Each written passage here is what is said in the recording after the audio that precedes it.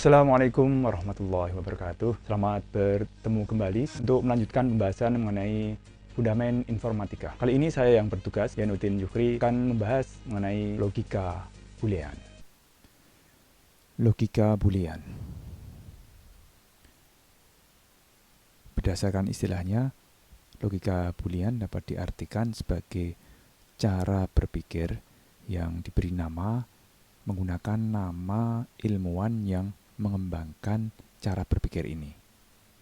Nah, sebelum kita bahas mengenai pengertian logika boolean yang lebih luas lagi, apa saja yang mau dibahas dalam video kali ini akan saya sampaikan lebih dulu.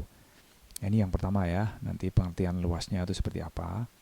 Kemudian contoh-contoh kasus, walaupun sederhana, ternyata nanti bisa dibawa sebagai gagasan untuk mengarah ke lahirnya aljabar Boole. Kemudian kita melompat ke penerapannya, walaupun belum belajar aljabar Boole itu sendiri. Ini mengingat kalau kita mempelajarinya perlu perhitungan, sehingga kita sisihkan yang rumit-rumit ini di belakang. Jadi kita bahas dulu yang mudah-mudah. Nah, nanti pada bagian yang kedua itu benar-benar semuanya murni perhitungan-perhitungan matematis menyangkut apa itu aljabar Boole. Tadi sudah disebutkan bahwa Boole itu adalah nama ilmuwan yang menemukan cara berpikir ini. Ini adalah ilmuwan Inggris yang hidup di sekitar abad 19, jadi sekitar 1800. Karena jasa-jasanya, maka nama dia diabadikan di dunia matematika maupun di dunia komputer. Oke, tidak usah panjang lebar, kita lanjutkan dengan pengertian lebih luas mengenai logika boolean. Logika boolean adalah cara berpikir yang digunakan dalam sistem yang hanya mengenal sesuatu dalam dua kondisi yang berbeda. Seperti misalnya benar atau salah, ya atau tidak, terang atau gelap, dan seterusnya. Pokoknya yang ada dua kondisi. Tidak ada kondisi tengah-tengahnya, tidak ada. Mahal dan murah, bisa. Tapi kalau agak murah, agak mahal, tidak bisa dengan logika boolean ini. Ini contoh sederhana. Misalnya kita membahas prestasi mahasiswa. Kalau yang dibahas itu adalah IPK-nya, IPK kan bisa berbentuk huruf A, B, C, D, E, atau F ya. Itu tidak bisa karena kondisinya banyak. Atau yang berbentuk angka-angka 4, 3, 2, 1, 0 atau 0, 1,3, tidak bisa karena kondisinya banyak. Jadi nggak bisa kalau yang dimaksud itu. Tapi kalau yang dimaksud prestasi sebagai kelulusan, lulus atau gagal, maka bisa.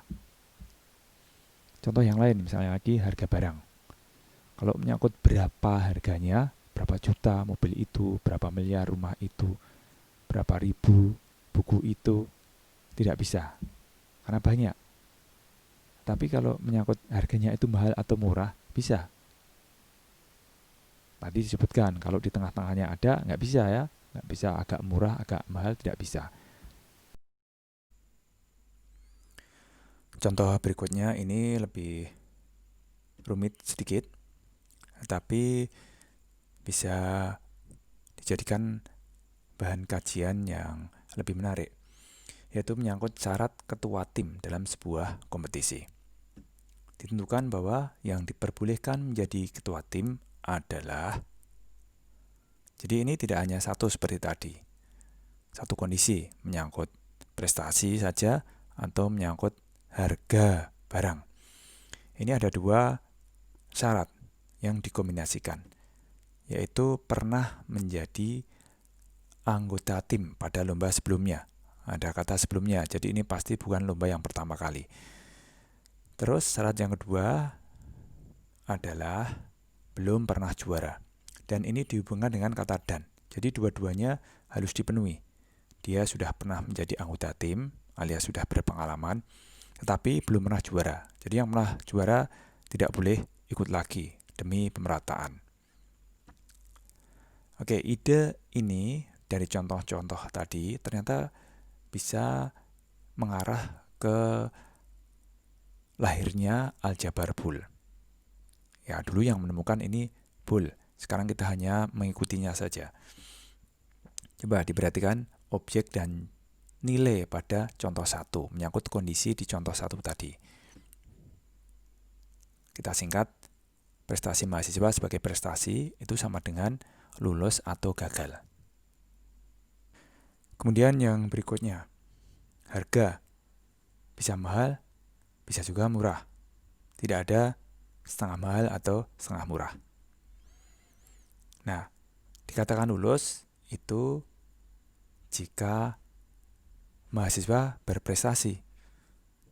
Jadi yang tidak lulus itu tidak berprestasi. Kita bisa menyederhanakan atau menyatakan dalam bentuk persamaan. Berprestasi sama dengan true. Itu berarti mahasiswa lulus. Dan sebaliknya, jika berprestasi sama dengan false, menyatakan mahasiswanya gagal atau tidak lulus. Kemudian kalau menyangkut harga, berarti berharga sama dengan true, itu artinya mahal atau barang yang berharga. Berharga sama dengan false, itu berarti murah atau barangnya tidak berharga. Nah, ini bisa dinotasikan sehingga persamaannya menjadi simpel. Jika berprestasi diberi simbol B dan berharga diberi simbol H, dapat dikatakan bahwa P sama dengan true berarti mahasiswa yang dimaksud berprestasi. Dan P sama dengan false berarti mahasiswa yang dimaksud telah gagal. Bisa dilihat ini persamaannya hanya dengan variabel P. Nilainya true dan false. Hanya 2 saja. Kemudian untuk yang harga, H sama dengan true, berarti barang yang dimaksud mahal. Dan H sama dengan false, berarti barang yang dimaksud murah. Jadi hanya simpel seperti ini. Hanya melibatkan satu variabel. Nah, akan lebih menarik jika objeknya itu kombinasi seperti contoh yang kedua. Kita masih ingat di situ ada syarat yang melibatkan 2 kondisi atau 2 variabel.